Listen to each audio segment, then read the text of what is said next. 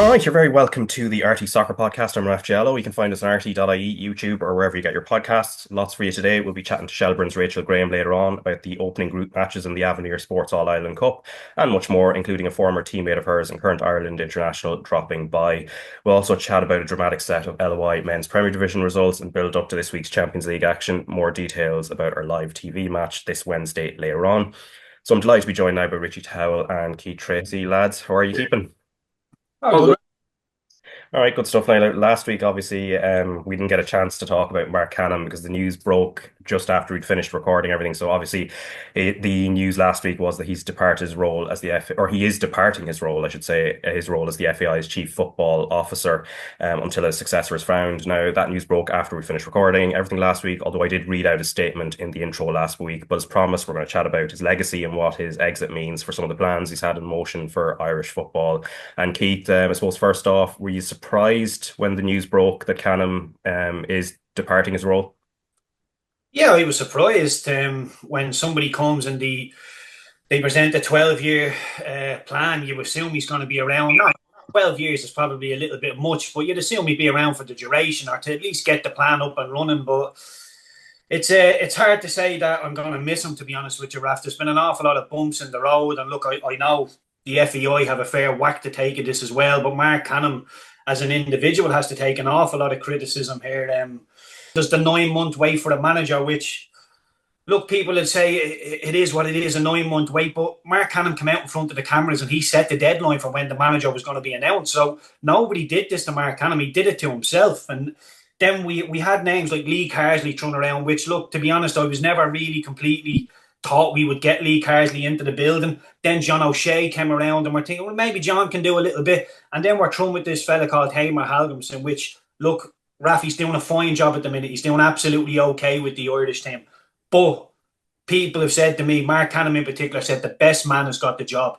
If the best man got the job, why did he, when he came in for his first camp, he let John O'Shea take the reins because he needed to sit back and listen to learn the players' positions and X, Y, and Z. That's not the best man for the job. There was better people placed for that job than Heimir Hallgrímsson. Having said that, that's not me saying Heimer's not right for the job. He might very well be. I'm just saying I think there was more obvious people in the forefront that could have got the job, but we were shopping in a pretty shallow pool. So, look, I don't know. I think in 5 years' time, I don't think a lot of people will be looking back on, Jesus, if only Marc Canham had stayed with the FAI, we'd be flying now. Now, some of the aspects of his legacy, as you've mentioned there, so includes searches for the men's and women's senior managers, the Heimir Hallgrímsson appointment being particularly protracted, the Colin Healy issue as well, and the football pathways plan, which is in the process of being implemented over the next number of years now. The FAI CEO, David Carrell, was speaking to Claire McNamara last week about the future of the football pathways plan and what it means without Canham's future involvement. I suppose the big question is now, what now for the football pathways plan? Are you fully behind the plan as he has left it? 100%. I think credit to Marc and the football leadership team, how they've approached this. The football pathways plan is a plan for the game, the whole game. And it was born out of 16,000 hours of consultation with our community to understand what were the challenges that were facing Irish football, what was holding us back from realising our full potential. And that is where the 11 objectives have been born out of. And we have a very clear vision now for what we need to do to address those challenges. And that's over 3 phases, over 12 years. And that's something that the executive, the board, and our General Assembly are fully behind, and we're fully supportive of. Do you think there is full support for it in general? We've heard about division, about fractures. Is there in Irish football, is there full support for the plan? There's many aspects to it, so there's 11 different objectives that come out of it. I think where you're alluding to is the aligned calendar, which for the benefit of your viewers is the introduction of an aligned registration window. We are the only federation of the 55 in UEFA that do not have an aligned registration window. That inhibits our ability to have an aligned pathway and pyramid, and this is something that, after extensive consultation, has come forward again as something that's positive for the game. The board had the ability to introduce this change arbitrarily. They elected not to do that because we want to make sure that we recognise the voices within our community. So we took it to our General Assembly in December for a vote, and it passed. And therefore, that was a democratic process, and we now have the mandate to deliver on this positive change. And yes, there are some that still have apprehension about it, and that's natural. But we're committed to working with them and helping them to transition through. There's already 1/3 of the leagues in this country have historically been playing calendar football.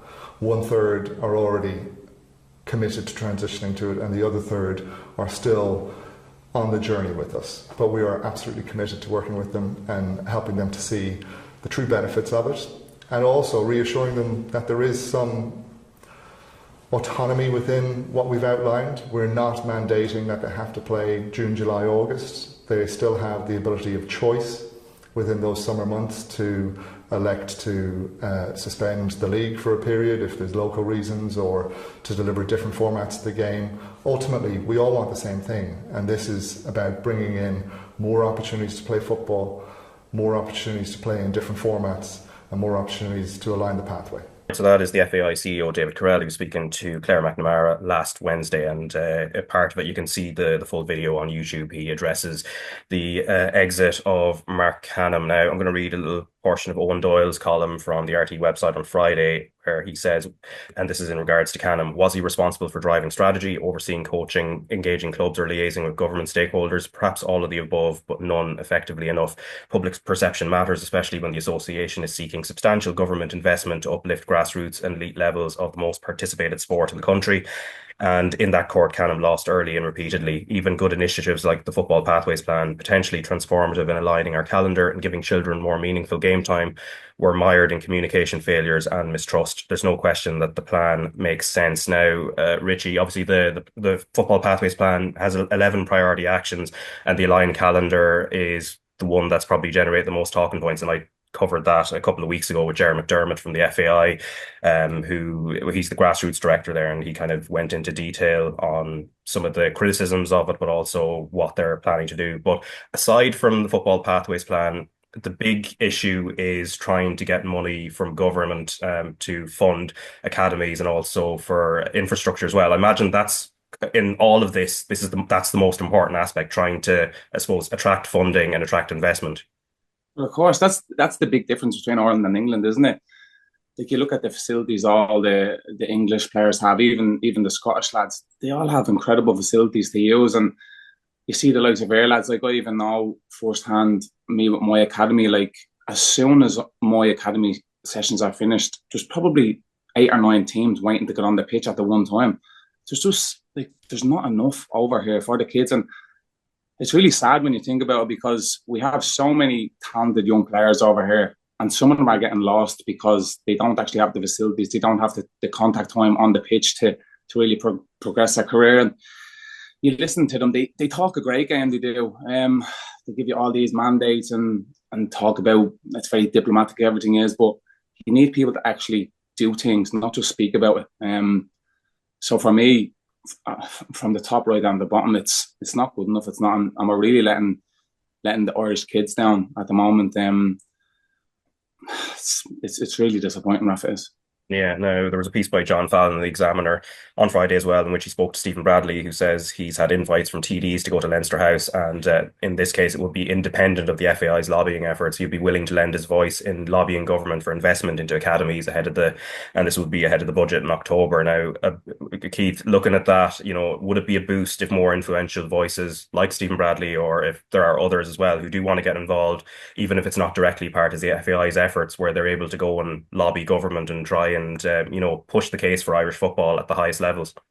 Yeah, of course, that's it. That's exactly what we want. Stephen Bradley is right in the mix of things now. So, if anybody knows what Irish football need and what these young lads need coming through, I mean, I was spoiled as a young lad. I went over to England at 15 and had the best of everything. I had chefs in the building from 6:30 in the morning. They didn't leave till 7 o'clock at night, and even when they were leaving at 7 o'clock at night, they were leaving dinner for me to go up to my room and eat while they weren't in the building. Sports scientists coming out of my ears, telling me what I should and shouldn't be eating, what toothpaste I should be using, all sorts of stuff. But the one thing we need is somebody who's who wants the kids to do well. There's so many different fractures within all of Irish football, Raf, that's so difficult. And I don't envy the next person in Marc Canham's shoes to try and get everybody on board, because it's a difficult job. I understand that. And what we've heard there is about 1/3 of them still aren't on board with the aligned calendar. The aligned calendar is absolutely massive. We're 1 out of 55 that aren't aligned. I mean, it's common sense. If you want the league to grow, we've got to get into line. And I know there's spin-off arguments to why we don't want it, why certain people don't want it, but that's local. You're keeping that really local problems.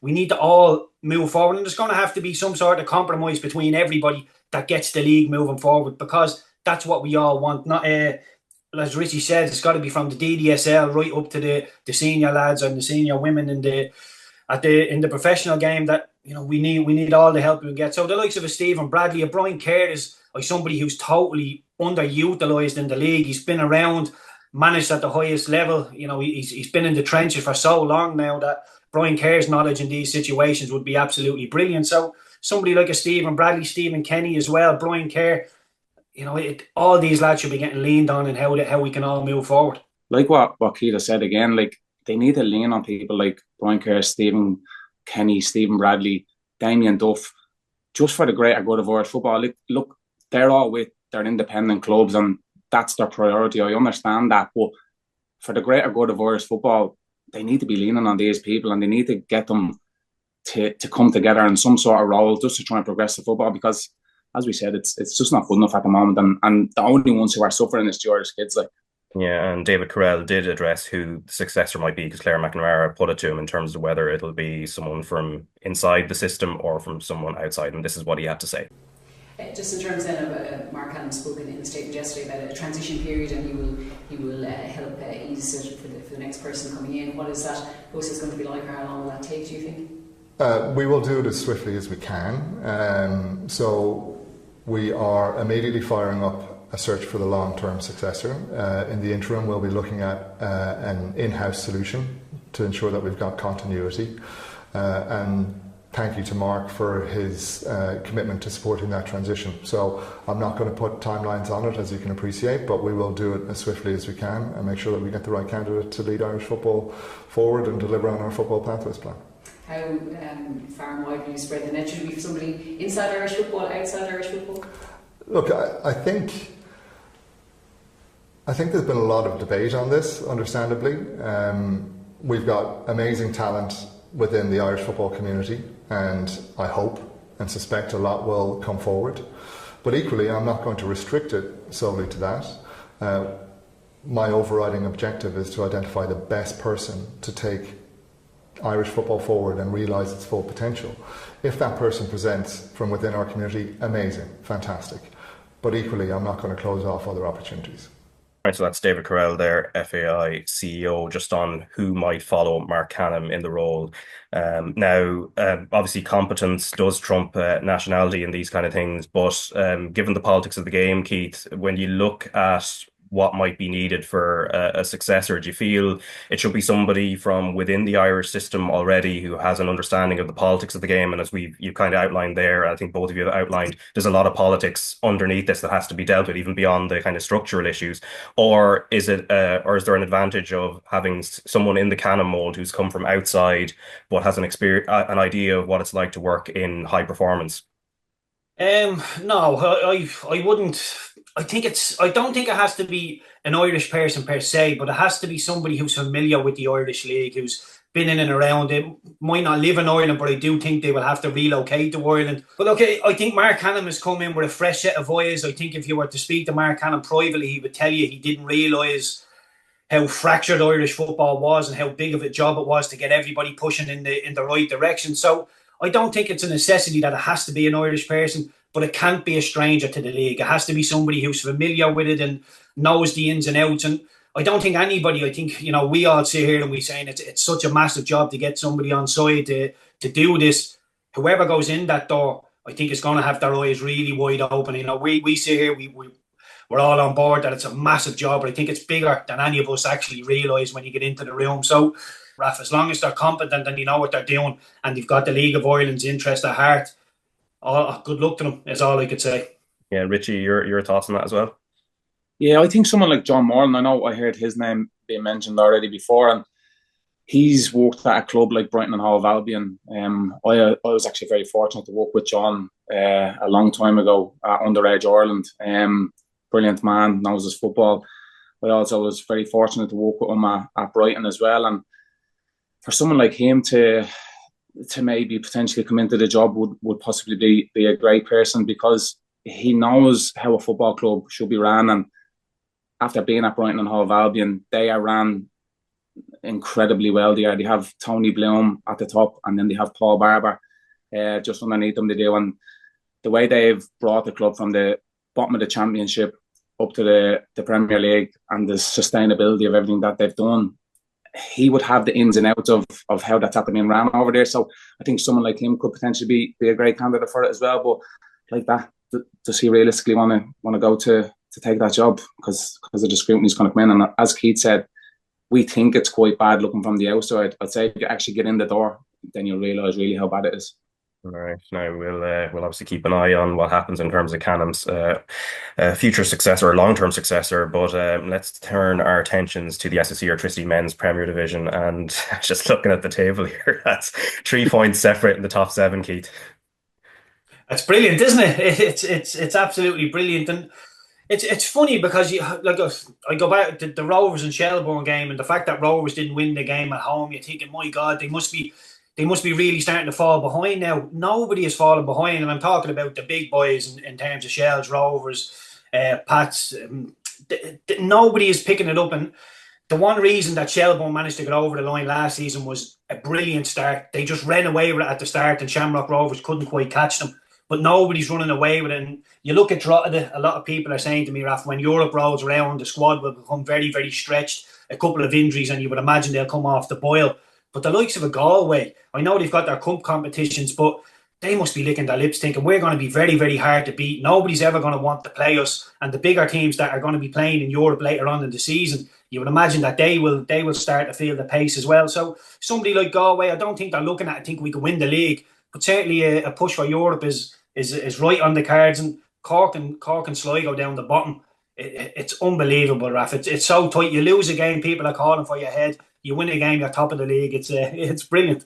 Yeah, and with the first game, we'll talk about Shamrock Rovers 2, Shelbourne 2 at Tallaght Stadium. So a very topsy-turvy game, particularly in the second half. Now, some trends continue. Rovers conceding 2 or more for the third Dublin Derby game in a row. Shells the same with a third 2-all draw in a row after similar results against Galway and Drogheda in the build-up to it. And Richie, if we start with Matt Healy's goal, which was the first goal in this game, and the way Conor Kearns was wrong-footed, how do you make sense of that? Because it was a weird one looking at it live. And then even when you look at the replays, it still seems quite difficult to sort of work out how he ended up kind of getting befuddled. Yeah, initially when I seen it live, I thought that he should have done better for it. And then when I obviously watched the back, I know definitely he should have done better. Someone like Conor Kearns, I know Conor I do, and the standards that he has, he's a really top keeper here, so he'll be disappointed with that. And you know what, that was kind of the only real talking point in the first half. It was a bit of a passive game. It was when Rovers had possession of the ball at the back. Shells were kind of happy enough just to sit off them and let them play around at the back, and vice versa. When Shells had it, it was kind of the same from Rovers. So we were kind of thinking before the game it was going to be absolutely electrifying. It was. The atmosphere was incredible in the stadium. The Shells fans really brought the heat, and so did the Rovers fans. And it just kind of tapered out a little bit in the first half. But as soon as the second half kicked off, it was incredible. It was actually. Shells had to make a double change right after half time, and I was thinking that's going to really hinder the game. Now it is, and anything but that, because Ali Coo came straight on and scored, and it really gave it an edge. It did, and if you're a neutral watching that, it was an incredible game, because it wasn't just the goals that was in the second half; it was the chances, and also every single tackle was contested. The 2 benches were up. It was a real fiery Dublin derby, and it was great to see. It was, because sometimes games of that magnitude can kind of tapered out a little bit, but this one was anything but that, and it was great to be there to watch it. It was. Yeah, the two Shells goals that turned around, Keith. I mean, both balls into the box, and it's just interesting with Rovers defending with a three, and Dan Cleary going out to press the cross for the first goal before that does go to Harry Wood, and then it's knocked down for Ali Coote. What were Rovers doing wrong in that position? Because interesting for both goals, the crosses came from the same areas, and they have numbers at the back as well. Yeah, well, I think Shelbourne were quite clever. I don't think it was by design, but I recall Damien Duff saying that Shelbourne in the first half were nice, and I don't think anybody likes their team being called nice. And when Shelbourne in the first half got into those sort of delivering areas, they would come back and recycle the ball, and they weren't too pushed about throwing balls in there. And I thought, well, it's because Big Sean Boyd is not in there. Odebecko's in there. Look, it gives you an awful lot, Odebecko, but in aerial presence is probably not one of them. The second half, Shelbourne came out with a little bit more intensity. They went a little bit more full court press, and when they got into those positions, they started to deliver. And yeah, look at when Shamrock Rovers lose the ball, they go back in straight lines to defend their box. They don't really go out into, apply pressure onto the ball. And look, the Ledwich ball for the Odebecko finish it's unbelievable. I said at the time in version, it's the sort of stuff that keeps me interested in football as a winger. It's absolutely beautiful that when you whip it behind the first centre half, the second centre half is in trouble, and Odebecko gets exactly where he should be, in between the two of them, and he just needs a good contact to hit the back of the net. I thought a big plus for Shamrock Rovers, although it's probably a negative feeling because he didn't win the game. Jack Bourne looks to be starting to come back to his best. These people are standing a yard off them because he knows he can just manipulate the ball left and right to make you look quite silly. So the signs of him coming back to his best, he got man of the match on the night, but I think I still think there's a couple of levels for Jack to go, and that's just because of the high standards and the talent that he has. And both teams only 1 point from the top, so I don't think either team will be too annoyed. But Shamrock Rovers are at home, so you would always assume it's a better point for Shelbourne. I think Damien Duff alluded to that as well, given that the Cairns, when the Cairns should do an awful lot better. I think he takes a gamble as Healy takes the strike. I think it's Mark Coyle might be in front of him, and as he sets up, he thinks he's going into one corner and he takes a step, and before you know it, he can't quite recover. So just a little bit of a gamble. But yeah, I think Shamrock Rovers ticking along nicely without going anywhere near their best. Shelbourne, you could say the same, ticking along nicely without really reaching their best. And there's probably 4 or 5 teams in the league you could say that about right now. Yeah, and then Stephen Bradley was referencing a lack of ruthlessness in both boxes, Richie. How easy a fix is that on the training ground? I don't know about in the attacking box. Yeah, they had Michael Nunn had a really good chance. I thought he was excellent on the night. His hold up play, his link up play, his press on the front was really good. And obviously Danny Grant had a 1-on-1 as well. So when you have 2 1-on-1s in a game, realistically you want one of them to go in. You do, and Danny Grant was at the depth as well. So I think if Shamrock Rovers had a scored that, they would have most definitely went on to win the game. Ruthlessness in the other end of the box, the defensive end. I think that's a bit harsh, it is, because the quality of the balls was incredible. The first one from Norris was brilliant, and Harry Wood was brilliant to nod it back into the mix. And then Ledwich's ball is incredible, it is. And they actually had a few more opportunities to do that, and they toned it down and started recycling and going back out. And I couldn't get my head around it because it was so clear and obvious that if they kept putting them balls in the box, it was causing absolute carnage. It was. So that was a bit of a mad one from the Shells' point of view. But I think when you see the first half, Shamrock Rovers kept trying to do the double dropout. They had Jack Bourne, Graham Burke. They were hugging the right hand side. Danny Grant didn't really know where to go because there was that many bodies over there. So straight away, a coach like Damien Duff, Joey O'Brien, they can see that the switch of play is on, and that's exactly what they notified in the second half. As soon as they won the ball, they wanted to switch it out to the left hand side, and that's where the 2 goals come from. But it was so obvious to see, and it was great to see that they actually could recognise that, and they went out and implemented it in the second half. Yeah, and then from a Shell's point of view, Keith, I think Damien Duff seems quite calm and chill about where they're at this stage. Even though, again, they've obviously had this run of 2 all draws now, but obviously they'll have Paddy Barrett back soon enough as well to shore up the defence. But there's a sense, and I think he said it the week before, that that Shells are a better team than the team that won the title last year. Is that your sense looking at them as well? Yeah, I think they've regained an awful lot of the being hard to beat, and the one thing is they've started to leak a couple of goals. They've scored an awful lot more goals than they did last season, but they're leaking the few more. And my mind would say Paddy Barrett, Sean Gannon has missed a couple of games as well. You'd imagine when Gannon and Barrett come back into that coil, go into midfield with McEnroe and Lunny, that's a real solid three in front of probably a back five. So, yeah, you would imagine when Paddy Barrett comes in, it will solid. It will make Shelbourne that little bit more solid. Will he still have that? I wouldn't say free flowing attack and play, but will he still have as many goals in the team if they do become as solid as they have been? But look, I think that's the way to win a league is your defensive record. We can all sit here and talk about open, expansive scoring goals. If you leak too many the other end, you've got no hope. So, yeah, look, I think I brought this up on Friday night, and I think when you look at Shane Patson, you look at Shamrock Rovers, the way they play football, possession based, really squeeze you, and it's a harder game plan that they have than to what Shelbourne have. And Shelbourne could come out, as Damien Duff said, not really be great for the first 45 minutes, but in patches of the game, just drag themselves back into it because their game plan is to make few mistakes, put the opposition under pressure. They're very, very solid without the ball. So as Damien Duff says, yeah, I think he'd be happy enough. He will know Paddy Barrett coming in, they will have to get more solid. But with Sean Boyd as well, he's been in and out, and the games he's played, he has produced. So with Boyd hopefully hit full fitness and be able to play a whole host of games, Paddy Barrett the same, and Sean Gannon to get a run. Yeah, you would imagine, you can see why Damien Duff is quietly happy. Yeah, now off the pitch, Dan McDonald from the Irish Independent reported last week that Arsenal are among the sides that are in for Shamrock Rovers youngster Victor Ozhianvuna, with the Gunners having the most serious interest, seemingly. He doesn't turn 18 until January 2027, so under Brexit rules, he can't move to a UK club until then, but can agree a deal in advance like Mason Melia, and this could be very lucrative for Shamrock Rovers if it were to happen. Stephen Bradley commented on it at a media briefing last week and confirmed that many clubs are interested.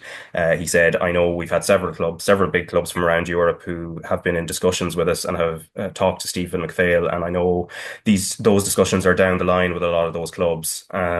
We know he's wanted, and we know he's a special talent, and hence why all the top ones around Europe want him. I know those discussions are ongoing, and Stephen has had a lot of detailed discussions regarding that. I imagine it's something that will happen in the near future. Talk about genuine interest, 100%, it's genuine. The discussions that these clubs are having with Stephen are right down the line. This isn't a phone call, how's things? This is right down the line. And Richie, for those who maybe haven't seen much of Victor Ozhianvuna, obviously, I think the Aviva Stadium game, I think people would have caught a glimpse of him and the potential. But from what you've seen of him, and maybe having a bit of an insight from the lads coming through the academy as well, what is he like as a player stylistically, and what's the level of potential you feel is there given this talk of Arsenal and other clubs? Yeah, the sky's the limit for someone like Victor, to be honest. I remember he came up to train with us last year, and he was only a little boy, but he looked like a little boy. He was small in stature, he was, and I was thinking, what's going on here? This kid could get hurt coming up to train. It was like, and straight away then you see his bit of quality you do, and like that. Players like him in Irish football, we don't have many of them special talents, and I'd love to see him get a little bit more game time for Shamrock Rovers. We've seen glimpses of it, as you said, against Mull, the glimpses of it against the Bohemians in the Aviva. And I think if Shamrock Rovers actually play him a little bit more, his value will even increase even more so. And because you see the likes of Michael Noonan, he is getting some more game time. So I'd really love Victor to get out onto the pitch and show what he can do, because he's a really special talent. He travels with the ball really well.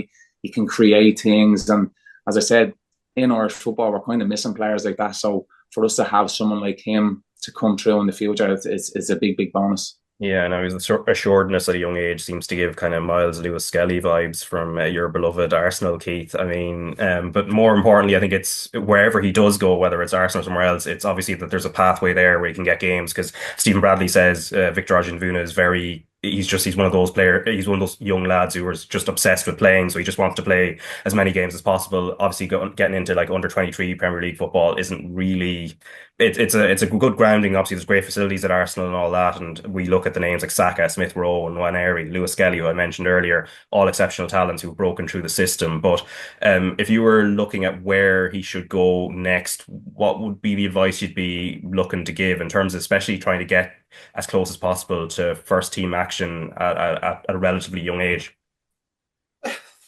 I'm not too sure. I think he can literally go wherever he wants, but in the meantime, he's going to be staying at Shamrock Rovers. As you said, he won't be leaving. He's still way too young for that. So, look, this is a big pat on the back for Ozhianvuna.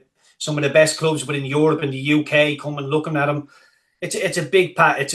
It's a nod that you're on the right track. People are liking what you're doing, but this is by no means there you are. You're the player that you've always wanted to be. Now take it easy. This is when the hard work starts, and I'm always worried about young lads when Arsenal, Roma, these teams start getting thrown at them, because it's very easy to go away with the fairies in this modern day of social media. So for me, let your agent, let Stephen Bradley, let your mother and father all deal with that, and you can have your input if you're an Arsenal fan in the background, or he's a Roma fan, or whoever he might want to go to. That's no problem. But in the meantime, knuckle down, worry about your session that you have today or tomorrow with Shamrock Rovers. Worry about breaking into the Shamrock Rovers team. Go and do the deal, do all that, no problem in the background. But it's the here and now that worries me. So yeah, it's a big pat in the back. And look at the likes of Cahill O'Sullivan, Mason Mealy and Noonan. There's so many great young talents within the league now. And this all stemmed, I remember, I think it was 18 months ago, Damien Duff saying, look, we're all going to have to get on the same wavelength here and start making other teams pay proper amounts for our young talents. And thankfully now it seems that everybody's got to that level that, do you know what, we're not going to let them go for peanuts anymore. And the league will go from strength to strength because of it. But your question, Raf, is I grew up in an academy system, and I had loads of great years at Blackburn. I was 7 years at Blackburn. I only made a handful of Premier League appearances. I was mostly the development and reserve team. When you play in reserve team football or development games or under 23 games, there's no meat on the bone. There's not 3 points there. There's no full-blooded tackles. And managers can wind you up. You can feel like you really want it. But when there's a dropping ball in a reserve game, it's not the same as a dropping ball in a Premier League game or a League One Championship game or even a League of Ireland game, because it's bread and butter. It's 3 points. It's win at all costs. When the reserve games are there, there's an air of your man's only coming down from the first team. Make sure you don't tackle him too hard and just get your running in. Don't really worry about the quality of it. So, look, I'm not sure if it's better to get hair in your chest, play first team football in the League of Ireland, or go over to the UK or Europe and get into that sort of academy system and become a technically polished player. I'm still not too sure. I don't think we have a big enough sample size of the lads staying in academies within Ireland. So time will tell. But look at Ozhianvuna, Mason Mealy and Michael Noonan. They're all in really good places now. But try and avoid the hype. Try not bite into it. But we're all very, very excited about every one of them. Yeah, like when you were going to Blackburn, what other clubs were in the picture at the time? And what was it that swayed you towards Blackburn in the end?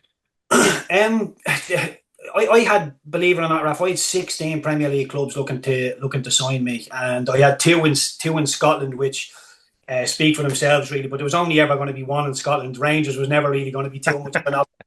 I couldn't walk down Sherry Street with a pair of Rangers shorts of me or a top. These it wouldn't go well. But the reason I signed for Blackburn, I've said this a million times, is because I got a really homely feel. The secretaries, Julie and Catherine, the boot man, Harry, Mike as well, the boy who used to drive me around. It was just a real homely feel. And I remember going over there with my mother and father. We went to Glasgow, we went to Celtic, we went to Manchester. But when we went to Blackburn, my mother looked at me and she just said, you'll do well to get in trouble here, because it's out in the sticks. And that was the reason I signed for Blackburn, because we didn't think I'd get in trouble. But I proved that wrong in the end. And Richie, for similarly, like when Celtic came in, who else was in the picture, and what was it that swayed you in the end towards Celtic? Yeah, I was quite lucky as well. I had the likes of Spurs, Nottingham Forest, teams like that. I went on to the Blackburn as well with Gavin Gunning and Aaron Doran. I'm sure Keith knows the two lads really well. But like, it's very similar to Keith. When I went to Celtic, I got that real homey feeling. I did. And when I signed there was 10 other Irish lads that were playing in the academy there. You had the likes of Paul Skinner, who is now the goalkeeping coach at Shells, Paul Catalan, Graham Kearley, who's still playing in Scotland, Marc Canham. There was loads of players littered right through the academy, and it just made me feel like I was at home. When you hear the Dublin voice when you're away, it just settles you down a little bit. And I used to have the older lads who had their cars, and they'd bring me to the cinema, and they'd bring me out shopping and stuff like that. And it was like going to play football with your mates still. Like, I was at playing with Crumlin with all my friends I was, and to go over there and have a load of Irish and a load of lads from Dublin that were looking after me, it was a perfect fit, it was. And for me, it was a great decision. Not just that, but like, to sign for a club like Glasgow Celtic. I think everybody knows how big of a club they are over here. But when you're in the door there, that's when you really know how big of a club it is. It's a real fishbowl up in Glasgow. It is, and they literally eat, breathe, and sleep football. It's an incredible club. It is, and really, really fond memories there. Like. Yeah, now turning our attention to Galway United, Drogheda United, so 2-1 win for Galway there. Moses Dyer obviously being the headline act, but overall, from a Drogheda point of view, they would have been, I'm sure, happy with how the first half ended up, even though they were under quite a lot of pressure from Galway. But then Darren Markey kind of steps up. Yeah, do you know what? Galway, Drogheda are always like that. They're very comfortable being under pressure. They don't mind that at all. They don't. So for Drogheda to be under pressure for 90 minutes of a game is no problem. And obviously, then you have the bit of quality with Darren Markey. He comes up with a lovely goal, but they probably sums Drogheda up the way they get the goal. It's a direct ball into the box, and then they're fighting for the second ball. You see the big centre halves. Even if they don't win the first one, they're reacting to the second one, and that's exactly what Kevin Doherty will want, because realistically, that's what they're going to need if they want to really do well this season. Because like that, they're not a team that play out from the back and go through the towards. They're a team that go direct. They know what they do, and they're really good at it. They are. So you see Marky's a little bit of quality then on the flip side of that. But I think the big top would be Moses Dyer. He's been absolute revelation in the league this season. Not just his 2 goals, but his all-round play. He's a real handful. I'd hate to play against him if I was a centre-half, because he's all arms and legs. He doesn't give you a second on the ball. He's challenging for everything. And you see the different type of goals. He's getting headers, he's getting tap-ins, he's getting volleys from outside the box. So I think for John Caulfield, he's been a really, really, really big find for him. And if he keeps going the way he is, Galway is going to do really well, because as Keith said, they don't have the European competition or anything like that. And they'll probably be licking their lips a little bit, saying, you know what, see when all the other teams are in Europe, that's when we'll really kick on, because, as I said, it's anybody's for the taking at the moment. Yeah, there were 2 fox in the box goals, one a header and then a toe poke, Keith. And I suppose can't be discounted that you're talking about balls in that Shell's put in against Shamrock Rovers, but Asua, the right wing back for Galway, 2 pinpoint balls in, obviously one of them being, and then a knockdown from Stephen Walsh as well. Yeah, it's not really a surprise when you talk about Galway putting balls into the box. They do it an awful lot, and they do it on a consistent basis. And you talk about teams with possession base and turning the screw and keeping people under the cosh. Drogheda do it ever so well when they put a force ball into the box that comes out. It goes straight back in. There's no way we'll recycle it and we'll work it out and then we'll put it back in. Keep those defenders under pressure. And Galway are just as good at it. It's the first phase, second phase, third phase. They will just keep throwing balls into the box, and Moses Dyer just stays on the move constantly. He's so hard to pin down or get a hold of him, because he times those runs so well. So very rarely will you see him get ahead of the ball. His timing is excellent. He's a really, really good finisher. I spoke to John Caulfield last season in Inchicore, and we were just having a little private chat, and I was saying to him, I love how you go about it. It's quite old school, but I mean that in a good way. And he said, look, Keith, we're a really, really hard team to beat. If we could find a striker, somebody to put the ball into the net on a regular basis, we'd be a very, very good team. And Moses Dyer has come along all of a sudden, and John Caulfield is bang on the money. He has 7 goals in 12 games now. Very, very impressive. And look, I look at Galway, and I really, really like what they're doing. And again, Damien Duff called Shelbourne team nice. Nobody's ever going to call Galway nice, and I think that's a huge, huge attribute to have.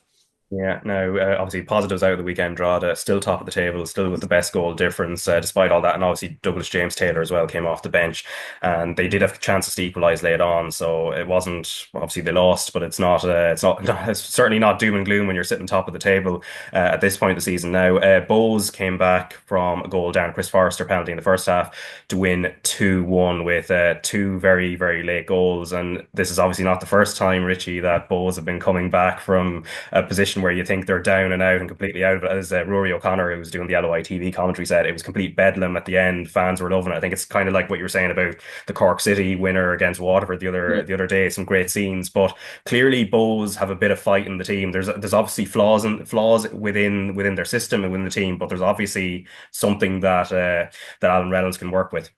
Yeah, and do you know what? That's exactly what the Bohemians fans want.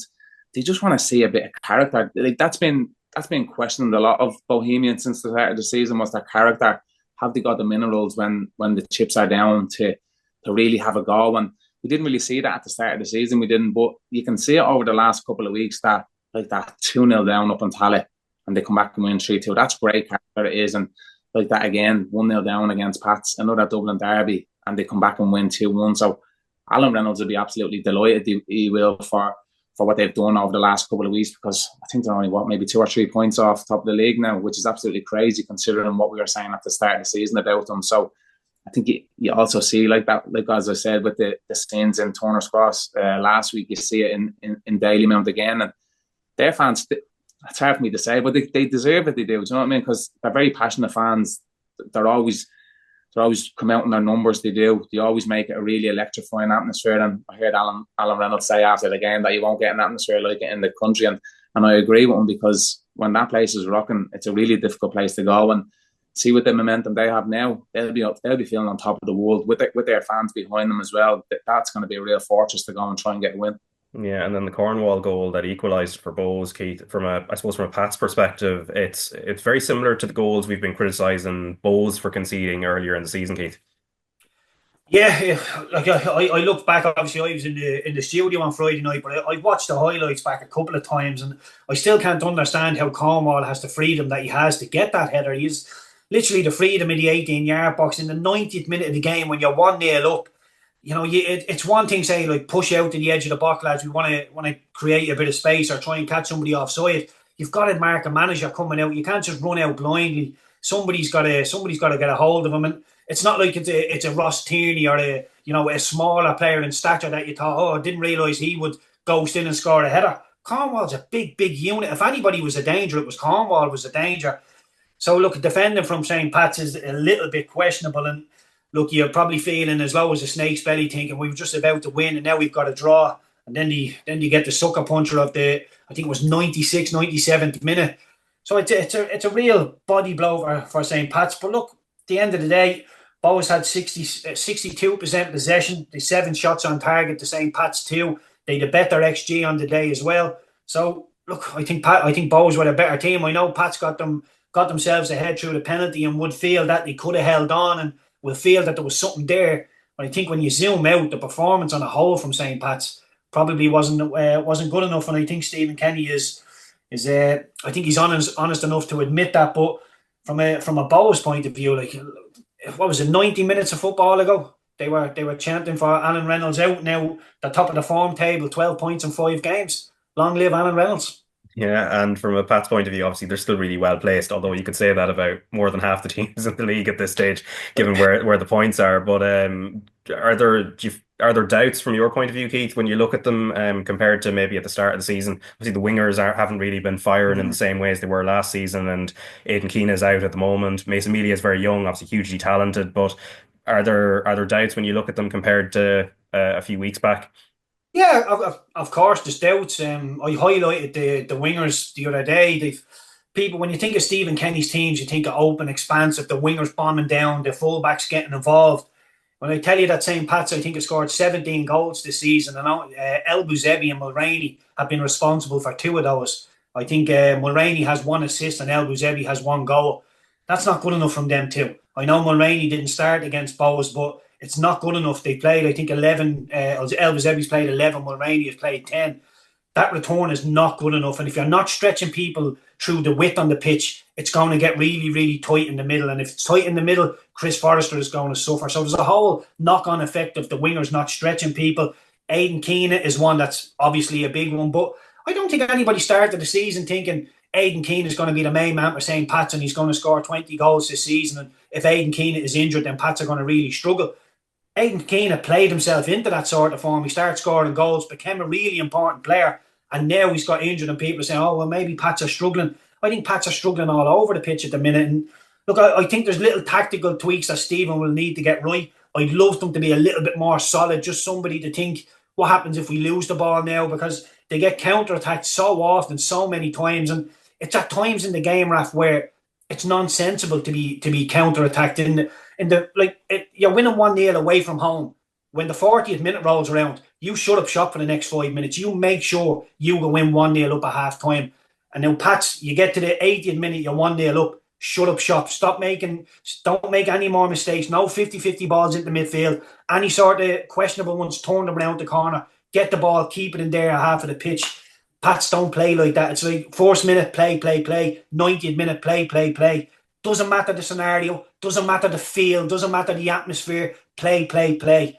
I'm not sure that game plan is an extremely difficult game plan to implement over the course of a season, because it only takes a handful of mistakes and you've conceded a handful of goals, and then it's very difficult to win the majority of your games. But as you say, Raf, nobody is picking this title up and running with it just yet. So Pats are right in the middle of a load of horses that are capable of bolting and going to the front. But defensively, yeah, I do worry a little bit. And defensive worries was something we've been talking about Waterford for the last wee while. They were coming into the weekend off a 7-game losing run, but reports of their demise have been greatly exaggerated, clearly, because they then went and bet Derry City 2-1 at home, and again they didn't keep a clean sheet, but it was Liam Boyce's goal for Derry right at the very end that gave a consolation for Derry. But from a Waterford point of view, Richie, I mean, it's timely to get a win just when all the the storm clouds are there. There's no permanent manager in place at this point, and then Podge Hammond obviously contributes to them getting 3 points that are much needed where they are at the table at the moment. Yeah, they're not far off the European spot now, are they? A couple of points off Europe there. Manager just got the sack the other day. They're not far off Europe now after getting one win.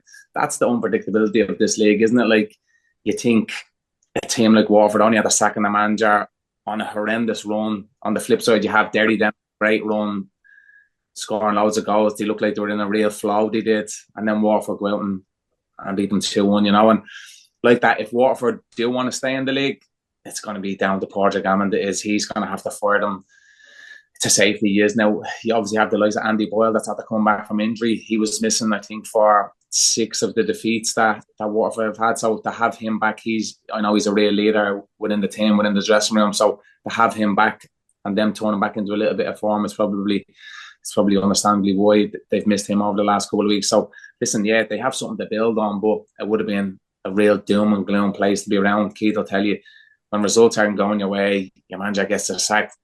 They're off the back of it. A defeat against Cork, who are rivals probably to go down with them. A long bus journey home from that as well. So listen, they had to show great character to get the win. So I think Waterford have been an absolutely fantastic addition to the league. So hopefully they can fire themselves to safety this year. Yeah, on the other side of it, Keith, so Derry, as Richie has said, were on a good run building into this game, and there would have been, with what was happening with Waterford, an expectation that maybe Derry would press on, and obviously they're only 3 points off the top, so it's not like they're a million miles away. We almost have to keep repeating this, but the goals they conceded would, I imagine, be very disappointing from their point of view, particularly the first one, which looked like it was just volleyball in the box. Yeah, we spoke about that already, about teams not probably having that killer instinct in both box just to get rid of it. And sometimes you can be just trying to be a little bit too clever. The ball bounces and you think, I can get rid of that, but I'll try and find the pass. And you take that half a second too long, and before you know it, somebody's nipped in, and it's panic stations from there. So just a little bit more clarity in the defender from a Waterford point of view. But Richie is spot on. I think if Waterford had stayed in the league, which they do look a little bit better than Cork and Sligo at the minute, but that obviously has an awful lot of time to change. He will be the one to get into double figures and keep Waterford in the league. From a Derry point of view, you could copy and paste. I like what I see one week, and the next week I look and I think, I don't fancy that. It's been so inconsistent, but I could say the same about Pats, Shelbourne, Shamrock Rovers. So I'm not saying anything about Derry there. I'm not saying about any of the other bigger boys, but for whatever reason, I look at Pats and I think not quite complete, but I still think they'll be there or thereabouts. Shelbourne the same, Shamrock Rovers the same. I look at Derry and I think not quite complete, but I don't expect them to be there at the end, Raf. And I'm not sure why that is. I can't quite put my finger on it. I've spoke about runners in behind. I know Michael Duffy is there. He can stretch teams. I'm not so sure any of the other lads have that ability. But one thing we should say is the Liam Boyce goal right at the very end. He's very, very brave. He gets an absolute clothesline off McMullen when he comes out, the goalkeeper. So it was a nice brave finish from Liam Boyce. But yeah, look, Derry plodding along nicely, but not ones I fancy to win the league, Raf. And to be honest, I can't quite put my finger on just why. Yeah, and then at the bottom end, the Saturday game was Sligo Rovers 1, Cork City 1, and Francie Lomboto rescuing a point for Sligo there against Cork, who'd gone down to 10 men about 12 minutes beforehand. I imagine, Richie, that Sligo will be the happier given the circumstances of the game, but also from a Cork point of view, they would have felt they let this one slip. I presume the red card, especially the way it happened for Josh Fitzpatrick, would have been, well, and I know Tim Clancy did actually kind of reference it afterwards as well, like it'd be disappointing. Yeah, do you know what? I actually think Sligo will be the more disappointing team. They're the home side, and they're the team that's really, really desperate for the points. Now, look, I know when you're 1-0 down and you're chasing the game, you probably think, do you know what? We'll take a draw. We will. Josh Fitzpatrick has really let us side down, hasn't he? Like, you're away from home against arguably our rivals to get relegated as well, and he does something so silly like throwing the head. You can't do that anymore. Maybe 15 years ago, you would have got away with that. You would have got just a talking to or a yellow card. But as soon as you move the neck forward in that sort of motion, that's you done and you're gone. And he's going to miss the next couple of games as well, which is going to really hurt Cork City. They were in pole position. They were to get an unbelievable win away from home. They were on the back of beating Watford as well last week, another arch rival maybe to go down. So they would have had a lovely bit of momentum. They would have, and obviously then Lombardo gets a goal in the last minute of the game, and they share the spoils to do. So yeah, I think both teams will probably be a little bit disappointed in the end. Yeah, and in the first division, Dundalk back to winning ways with a 3-0 win at Longford Town with Dean Ebbe scoring a brace, and that leaves them 3 points clear of Bray Wanderers, whose hype train is still going from station to station. A 4-2 win at the Carlisle grounds over Kerry, which, of course, as I say, station to station. It's not too Carlisle grounds aren't too far away from the train station down there or the Dart line that passes through Bray. Anyway, Champions League. That's what we're going to finish this segment off on, and we've got Barcelona v Inter Milan live on RTÉ2 and the RT player from 7:30 on Wednesday, bringing back memories of 2010 when Jose Mourinho's side foiled Pep's Barcelona over 2 legs. I think I remember the circumstances of the first leg. There was a volcano that went off. I think it was in Iceland, and there was this ash cloud, and Barcelona had this long, arduous journey to try and get to Milan for the first leg, which they lost 3-1. And then obviously second leg, Barcelona won it, but it was one of the biggest park the bus performances I've ever seen. I think there's one you might remember where Sergio Busquets got one of the Inter lads sent off, and he's there lying on the ground with his peeking out through his fingers to check if the referee sent your man off. Proper European football. But overall, Richie, I suppose Barcelona are coming into this leg top of the table in La Liga, but they went through the mill on Saturday night against Real Madrid in a crazy Copa del Rey game that went extra time. I wonder, do you feel that will have a bit of an impact going into this first leg, that they had to go the distance? Yeah, potentially, especially when you have a game like that, not just physically, emotionally as well. It takes a lot out of you as well. So that can be a little bit concerning for Barcelona. But you talk about the unpredictability of the League of Ireland. I think for the Champions League, it's anybody's now. Normally you have someone that you think in seasons gone by where you think, all right, Man City, really, really strong. They look like they're going to cruise. The same with Real Madrid probably last year. This year, I think anybody can do it.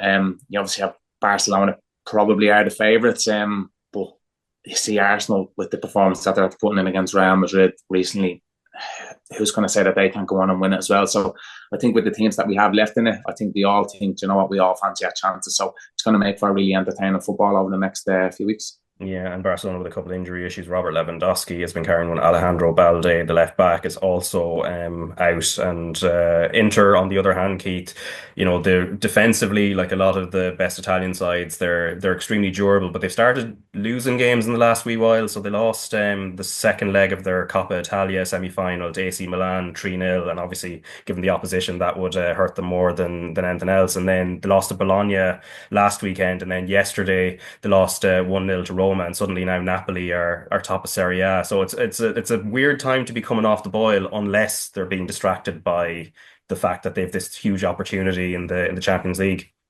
Yeah, it's an easy one to throw at them, isn't it? That the eye has just gone to the semi-final of the Champions League, and it's very understandable. Obviously, once they had that defeat to AC Milan, it would have really, really hurt them. The eyes would have just shifted then to the Champions League, and there's an awful lot to like about Inter Milan. I would fancy Barcelona over the 2 legs, even if Lewandowski is out. I think the firepower that Barcelona have is so impressive. But Inter Milan, DeMarco, the left wing back, I'm a big fan of his. Whenever he plays for Italy as well, I really enjoy watching him. Darmian, the right wing back, Pavard, Fratesi, Lautaro Martinez up front. There's a whole host of really good, solid players there.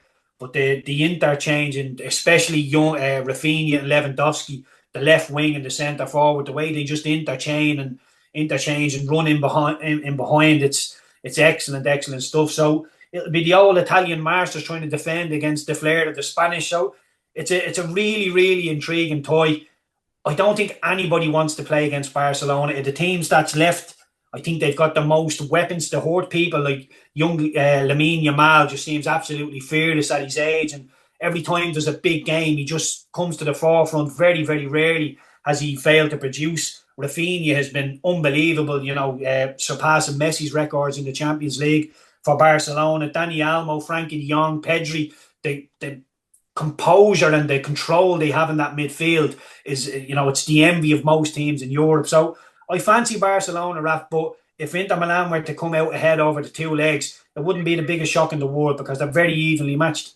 Yeah, and I think Lamine Yamal definitely looks confident now because he's after bleaching the hair as well. So that's usually a sign that he thinks there might be good photo opportunities coming. Obviously, they won the cup on Saturday in Spain there. But Keith, heart or head, what's it saying about Arsenal versus PSG? We'll obviously have the second leg on RT next week, but for this first leg first at the Emirates, what way are you leaning? Obviously, I know the heart has a big thing to say here. The heart is only going one way. The head is what the one that's tripping me up. Look, there's an awful lot of encouragement I can give to Arsenal fans and to myself as well. That we did beat Real Madrid 5-1 over two legs, which is not an awful lot of teams can boast. I thought we were excellent in Madrid. And for the squad, I'm sitting here thinking PSG are a wonderful team. I love watching them play. I'm scared to death of the wingers. Dembele up front is absolutely electric. But when you start to scroll back and think they were excellent against Liverpool, but they somehow lost that game. They were very good against Aston Villa in the second leg, but they lost that game. They just got beat by Nice. They've lost a couple of games. Now, PSG fans would be shouting at me that they're 20 points ahead in the league and that's been put to bed with. Okay, I understand that, but the Villa one in the second leg and the Liverpool one in the first leg, although they were much the better team against Liverpool, they were still beaten. So I think that's going to be the blueprint for Arsenal. I think they're going to have to suffer out possession. I think PSG usually average up around nearly 61% possession in the Champions League. So it's going to be very difficult to get that ball off of them with Vitinha, Ruiz and João Neves in there. They're so good, so cultured. Speak about the control that Barcelona have. PSG have all that control as well. And look, I think it's going to boil down to a couple of individual battles, Raf. I think Timber up against Kvaratskhelia is going to be a brilliant battle that I can't wait to watch because Kvaratskhelia, as a winger, love to watch him, can make you look very silly. Lewis Skelly up against either Barcola or Doué, and obviously Dembele will be through the middle. So if we can keep the majority of those PSG players quiet, there might be something. On the flip side of that, Martinelli up against Hakimi, I think is going to be a big one. Saka up against Mendes. If we can isolate Saka in 1v1 situations, I think we will get an awful lot of joy. How much is Kvaratskhelia, Dembele, Doué going to come back, Barcola, to help out the left back and the right back? I'm not too sure. So, look, I'm fearful, but I think we can win the game of football. And going to Paris then, I think we can worry about that when we get there. But again, another really good stat from for the Arsenal fans is I think they've kept 9 clean sheets in the last 11 home Premier League Champions League games, I should say. So if Arsenal can keep a clean sheet in London during the week, there's every chance they can get on the score sheet. And we'll worry about Paris when it comes along. Yeah, and Thomas Partey suspended for Tuesday's game just based on yellow card counts as well. So obviously that could be really important. Yeah, which means probably Rice going back to the 6, maybe Marino at 8, and then Trossard maybe starting. But Richie, obviously, again, there's been a lot made of the fact the first leg is in London, particularly given that Arsenal had such a great league phase in comparison to PSG. But does that make any difference, and how would you be looking to approach it? Because usually the stereotype is you go, if you're lucky, you get to play away first and you get to dig in and then you bring it back home. But obviously the script is flipped, albeit they had to do the exact same thing against Real Madrid the last round anyway. Yeah, they just need to do sounds quite easy, doesn't it? They just need to do exactly what they're doing against Real Madrid. They need to bring that fire they do. I think people thought when they were playing against Real Madrid that Madrid were going to be the real dominant side, home and away, but it was actually the complete opposite. I thought Arsenal were unbelievable. Now, PSG are a different animal. I even think the Real Madrid, I think PSG are probably the team to beat this year. As Keith has said, the control that the likes of Vitinha and Ruiz have in the middle of the park, they just dominate the games with Neves alongside them in there. So it's going to be a real tactical battle, it is. And see with the likes of Thomas Partey missing from that midfield, that's going to be a real killer for Arsenal. As you could see when he got the yellow card against Real Madrid, that Declan Rice's face, he was raging, he was, because he knew they were through already. And it was a silly foul that he made that he didn't need. And to have someone like him missing in there, you're going to have to probably drop Declan Rice back a little bit. He's after getting the 2 goals against Real Madrid. He got man of the match in the home leg and the away leg. So to have him taken back a little bit, it's going to obviously hinder Arsenal going forward. And realistically, if Arsenal want to go through, they probably have to get the home leg done and get probably an early lead and then go over to PSG and try and keep a little bit tight at the back and hopefully catch them on the break, like what they did with Martin in his last goal in the Bernabeu. They're soaking up the pressure coming towards the end, and then you see his pace on the break. It's absolutely electrifying. And obviously, as Keith is out there alluding to, him against Hakimi, and then you have Mendes against Saka. It's going to be an intriguing battle. I'm actually most looking forward to seeing Lewis Skelly. I love watching him play. I think everything that he does is incredible. Like we talk about that confidence of Lamine Yamal, it just comes out of him so naturally. It does. You see him in the Bernabeu, which for a kid like him to go over there and put in a performance like that is astonishing. It's like he's playing in the park with his mates, and he's coming up against the likes of Luka Modric and players like that. And he's actually, as a fullback, he's coming into midfield and he's just dribbling past people as if they're not there. So to watch him in a game of this magnitude is going to be really interesting as well. So I'm really looking forward to it. Yeah, so 2 intriguing ties. Obviously, Barcelona Inter Milan is the RTÉ game on Wednesday, 7:30. So that's obviously going to be hugely intriguing to see both those games. But Keith and Richie, thanks very much for your time. We'll chat soon. Thanks, Raf. All right, I'm joined now by Shelbourne's Rachel Graham. Rachel, how are things?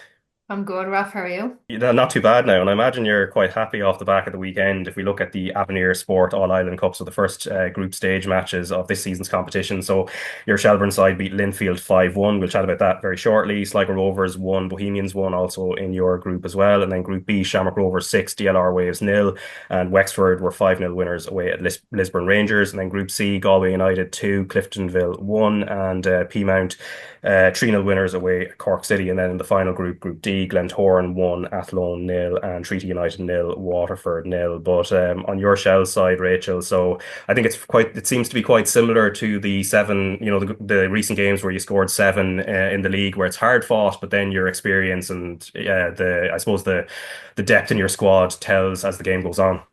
Yeah, I think if you just look at our results and don't look at the games, you think, every game has been easy for us. But this one in particular, obviously, in the end, we kind of won it easy, but they actually started stronger than us. They were the much better team for the first 10, 15 minutes, a lot quicker in their play, a lot more aggressive, looked more threatening. And then I'd say after about 15 minutes, we kind of got a bit of a handle on the game and started to play our game and dominate possession, looked more threatening. But, we gifted them a chance then. And look, it's a great finish, to be fair. It's probably goal of the game, for being honest. And then against the run of play, we're 1-0 down. So then it becomes like, how do you react to these things? So look, we didn't panic. We knew we were on top.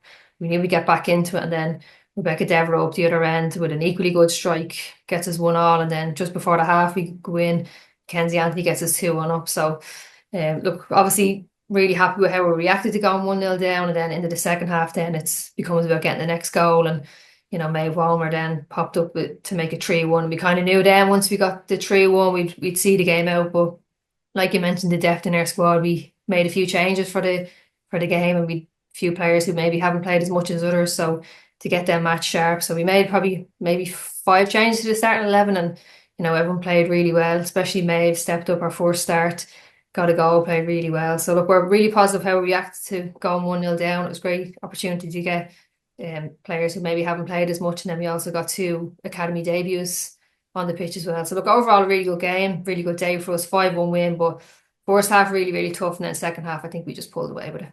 All right, so congrats on that. And then, of course, in the Women's Champions League as well, Chelsea's slim hopes were ended fairly emphatically by Barcelona. So that's an 8-2 aggregate win for Barcelona to go straight to the final. But something we were talking about last week, Rachel, which was, it would be a dream to see, Katie McCabe and Arsenal getting to the final. And I don't know I don't know if we were really necessarily giving them a chance, having lost the first leg 2-1, where they had a lot of chances and maybe were quite unlucky not to get something from that first leg. But what they did yesterday was unbelievable.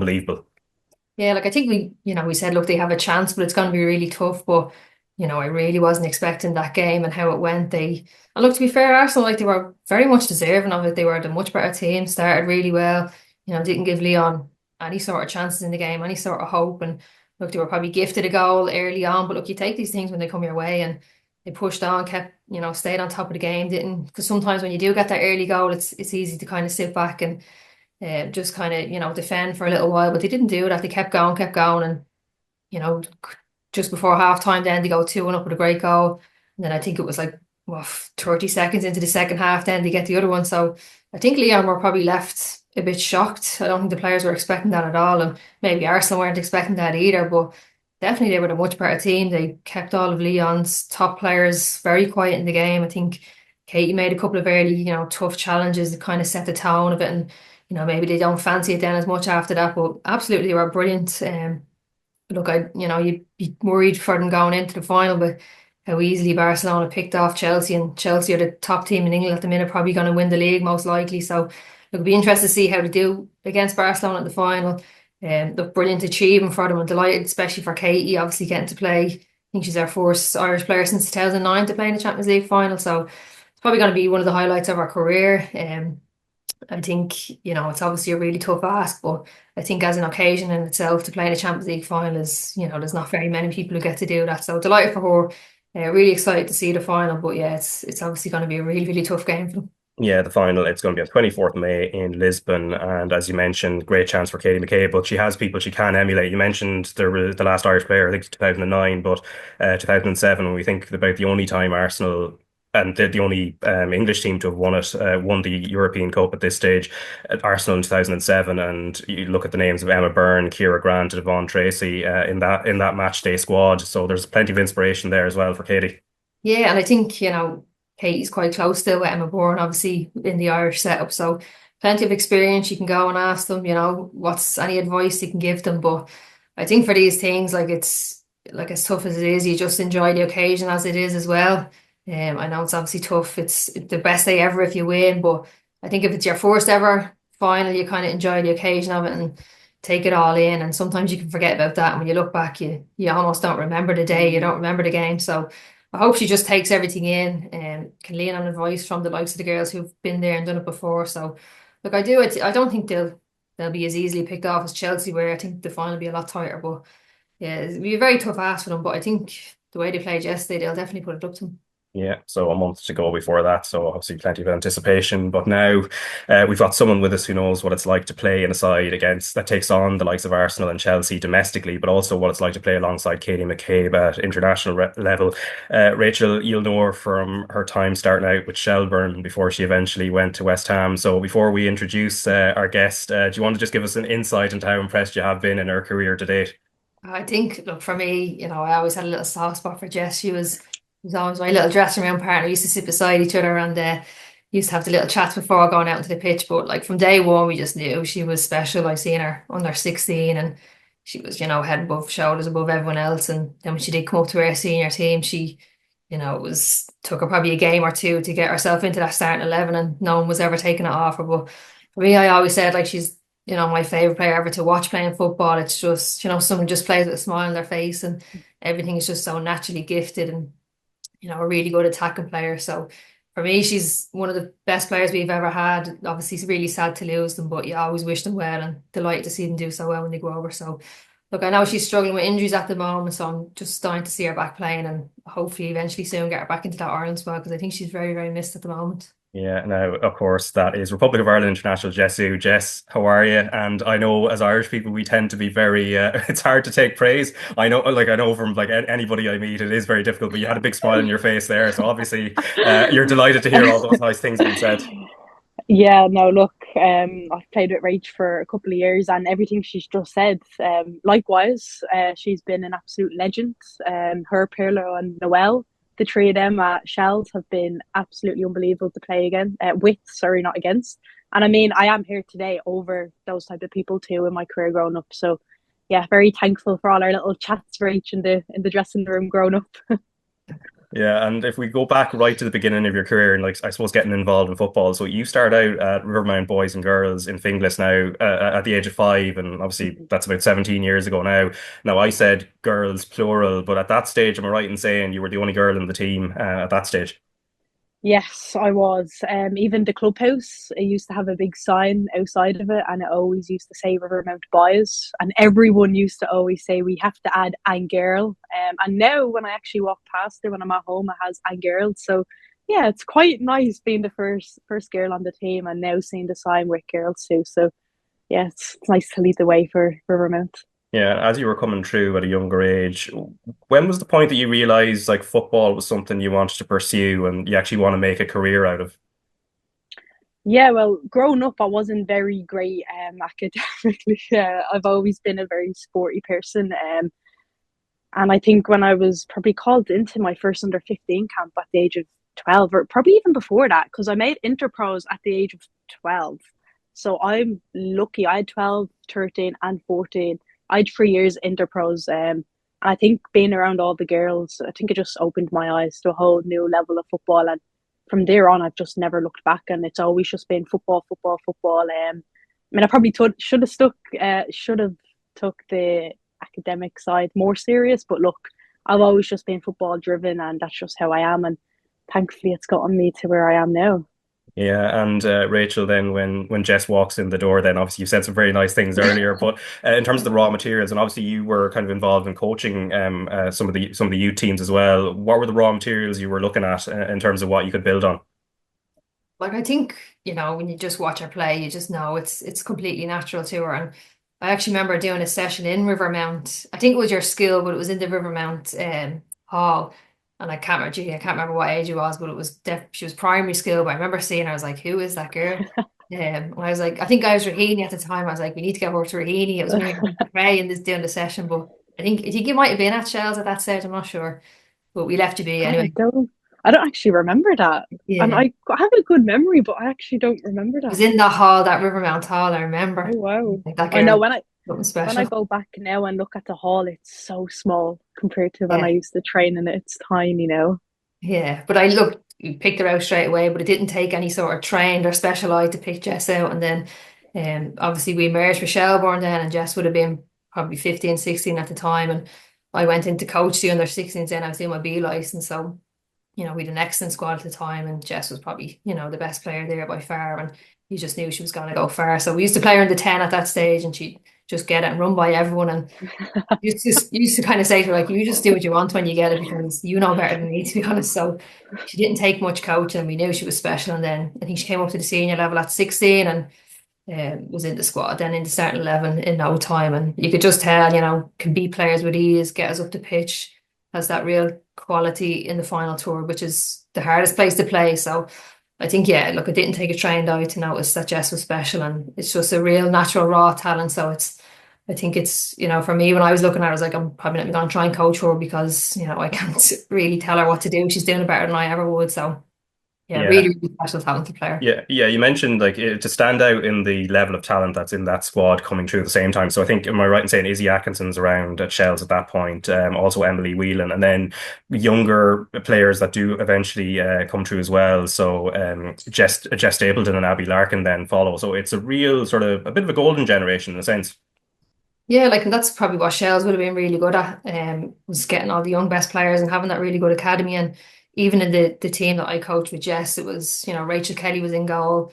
We had Mia Dodd, Taylor White, Emily Whelan was up front. So, like, if you were looking at my coaching CV, it looked like, it was great because this team had won everything, but you just had fun. And like you said, a golden generation of players. And I think most of them players are now playing League of Ireland or abroad. So yeah, we just got lucky with the batch of players that we had. But yeah, I think Jess is a bit older than Jessie Stapleton and Abby Larkin, but they weren't far behind. And when you see them young players coming through, you just know it's a matter of time. We'll have them for a few years and then they're on to bigger and better things, definitely. Yeah, and Jess, how did you find the step up then going from the youth teams and then going straight into the adult senior game at just 16?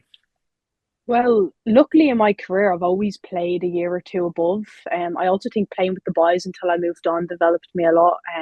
The game's quicker, it's stronger. I mean, we're getting there, but it was just quicker when I was with the boys. So I think going to Shells, I settled quite quickly. And then, like I said, with Interpros in Ireland and even with Shells, like I've always, as much as I wanted to play with all my friends, I didn't get a lot of years to play with them because I was always playing up a level. And yeah, I remember Danny Crowley brought me into the senior setup, and like I said, I was surrounded by legends of the game. And luckily, I had younger players. I had Lana McAvoy, Izzy Atkinson, Alex, Kay, and then we had Pirlo, Noel, Rachel on the other side. So look, they all helped me fit in well, and I just felt right at place with the Shells girls. It just felt natural, and I was happy to be there with them. And yeah, it was great. It was growing up with the likes of these players next to me.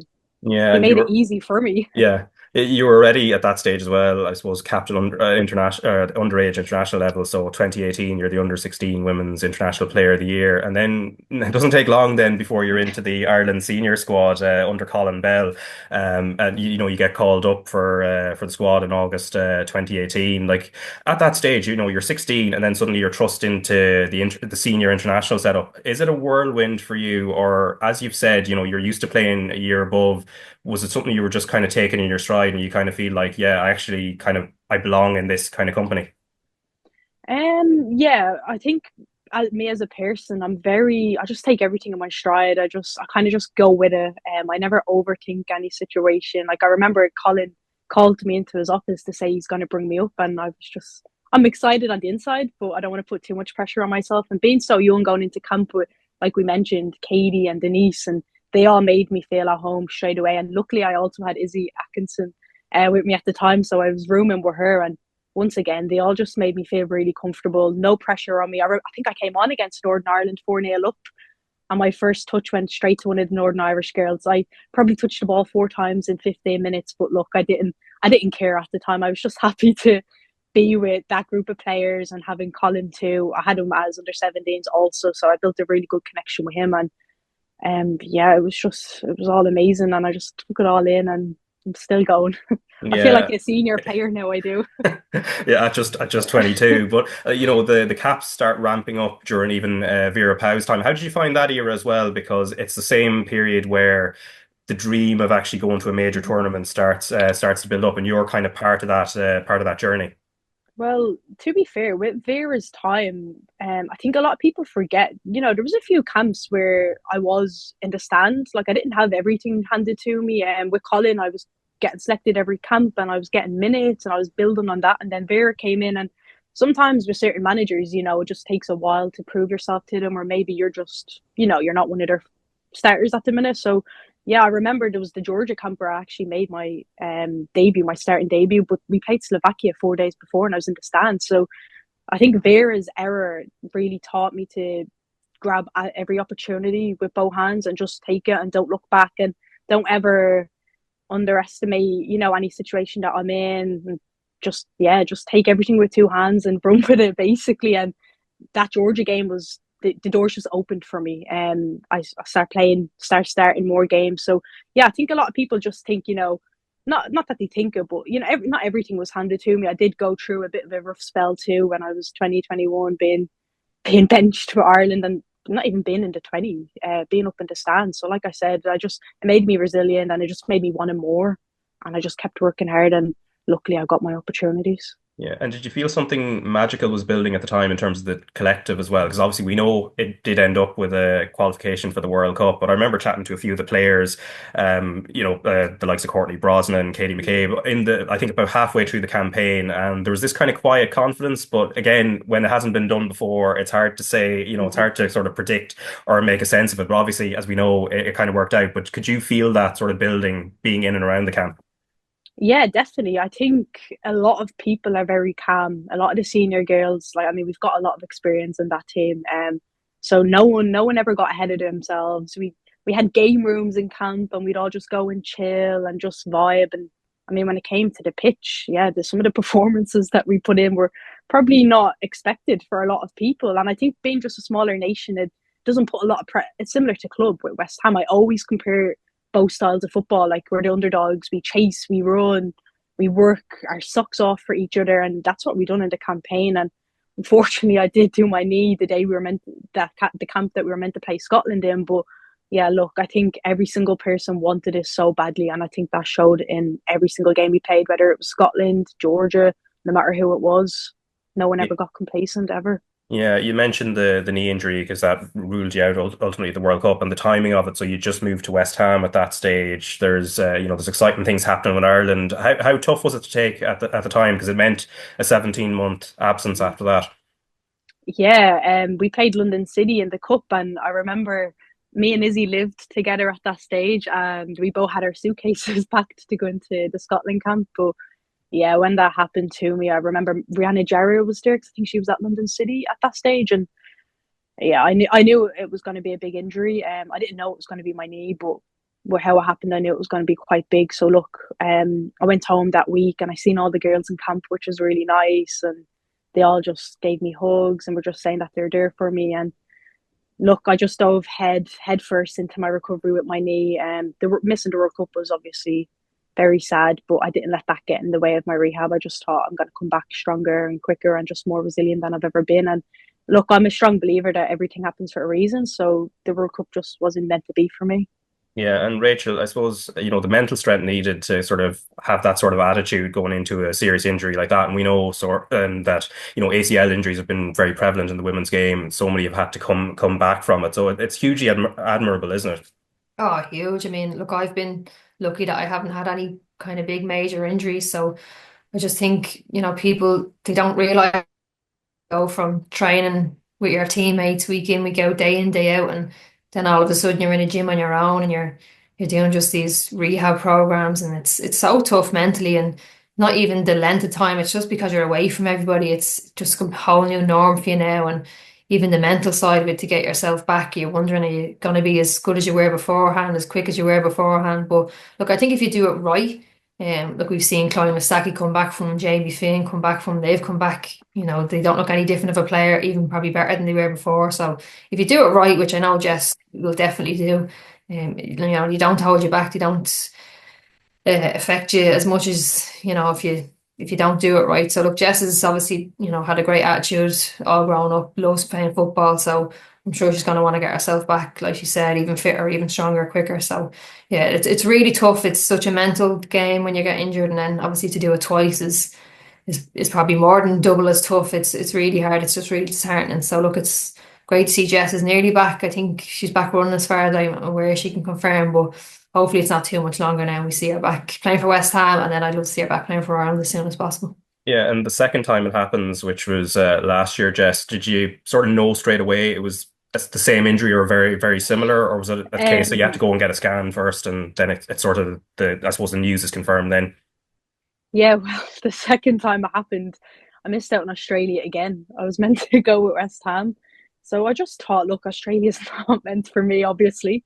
It happened against Bristol in a behind closed doors game. And funny enough, played the first 45 minutes, came off, and I was going back on in the 60th minute, and I'm up warming up, and I'm talking to Lily Agg's partner, and she's asking me, oh, like, how's your recovery going, and how's your knee? And I'm just telling her how good it's going, and everything's feeling good, and I'm back on the pitch, and I'm happy, and I'm enjoying football. And you know what? I'm not really one to sit back and say like, oh, I'm this and I'm that, but I was actually like, I was really enjoying my couple of months of football back, because I was just kind of playing without freedom on the pitch after my first one, because I kind of took it as you never know when I'm going to walk off the pitch. And yeah, I went back on, and it was kind of like I went to plant and I got a shove from behind, and as soon as it went, I knew it. I think mentally though, my brain just went into protection mode and was just telling myself, no, I didn't do it again. But deep down, I think I knew that I'd done it again. And look, I think it's quite popular I think the chances of redoing the second knee that you haven't done before is quite high, sadly. And I mean, I never returned to thinking that, but when it happened, yeah, I had a feeling, but it wasn't as sore as my first one now. My first one was a lot more sore. I had meniscus damage, the first one. I had broken knee bones, everything. So my second one wasn't as bad. I walked off. I was barely using my crutches, and straight away I got on top of it. I ordered ankle weights to get my knee straight. I was on the game ready straight away, and I had girls around me at West Ham before they flew to Australia, bringing me ice and food and snacks. So I was in really good care when it happened again.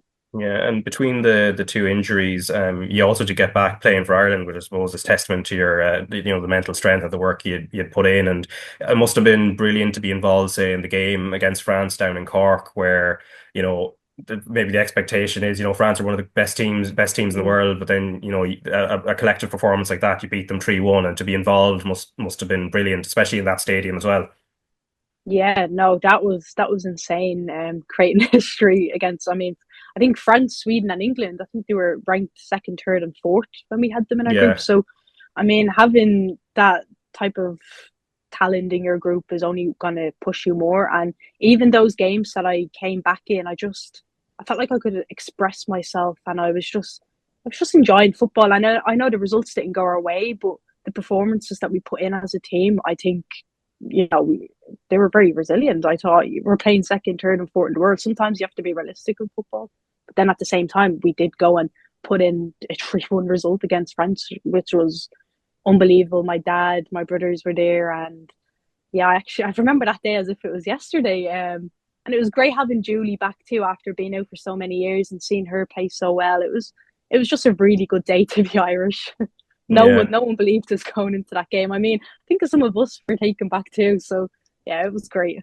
Yeah, and in terms of like the work you put in off the pitch as well. So I know my colleague Anthony Pine would have been covering some of the Ireland media days. I think you were on one of them, and you spoke about sort of like you're one of the first to like jump onto the huddle and analysis tools to review like where you can work on your game and different things. And even I think there was an anecdote, the France game, not the one in Cork, but the one in Metz earlier in that campaign, that you weren't selected in the match day squad, but you're up in the stands and you deliberately go up there so that you can have a good overview of the pitch. Like in terms of sort of learning the game, you're obviously kind of going the extra mile. Yeah, that camp was a bit gutting because I was only back and I had a little tear in my hamstring. But yeah, I was up in the stands watching over the game, and any chance I get, I'm on huddle, I'm clipping, I'm asking other people to come and give me criticism. I always want to learn. I never want someone to come and tell me, oh, that's a good pass, when I hit it 50 yards over someone's head. Like, I always like the constructive criticism. I think that's the only way I'll get better. I don't really like all this nice talk to my face. I always want the rough part of what I do. And yeah, huddle, I think a lot of people think football is just on the pitch, and they don't actually realise, I reckon more of the work actually happens off the pitch in the classroom, as they say. And yeah, look, we do match analysis every single day with West Ham, and with Ireland too. We do it every single day in camp. So I think it's a really big part of football to understand the game off the pitch and understanding your role too. And yeah, I grew up with 5 boys in the house, and they all love football, and my dad. So I think I grew up a lot with watching football too. So I think that's all helped me understanding the game. Yeah, I suppose, Rachel, that doesn't surprise you that the likes of Jess is actually going that extra mile and almost doing sort of more work off the pitch almost to feed into what happens on it. No, definitely. And look, that's why I was speaking about her rehab. I know she's going to do it right because she does everything else right. Every, training session, she was 100%, and, always looking for feedback. How can I improve? And that's, it's no surprise she is where she is today, and she's the player that she is. And she's only 22. She's so much more to go. She's going to get so much better. So no, it doesn't surprise me at all. Even at a young age, I've just never met someone who loved football so much and just wanted to play as much as possible. And look, it's obviously showing now. She's a professional footballer. It's a dream that she's always had. And like I said, a lot more way to go. She's, still only so young and, still learning the game. And the fact that you can take criticism is a really good thing in football. Sometimes players don't like to see the side of the game that they don't do, but don't forget about the side that you're doing well as well, and don't always focus on your negative. Be proud of what you're doing good, and don't shy away from getting the compliments as well, I'd say. Yeah, in terms of versatility, Jess, as well. So I've seen you play a number of different roles in the midfield for Ireland, but if there's a particular midfield role that you like, what's your kind of favourite one? And then second question as well, I suppose, in the matches that you have had the chance to play for West Ham at that elite level in the Women's Super League, how did you find that step up initially? Yeah, well, a lot of people think, because I play wing for West Ham and wing back, I guess, for Ireland, but a lot of people think I'm a natural winger. But I'm actually a natural 8/10. Like, I like to be creative. I mean, Rachel can tell you I never used to shoot when I was on shells. I like just that last cutting edge and the pass, and I just like being a creative player, and I like taking people on in 1v1s too. So I guess you can throw me on the wing and I'm quick. But yeah, no, I am naturally a centre mid. I can play on the wing.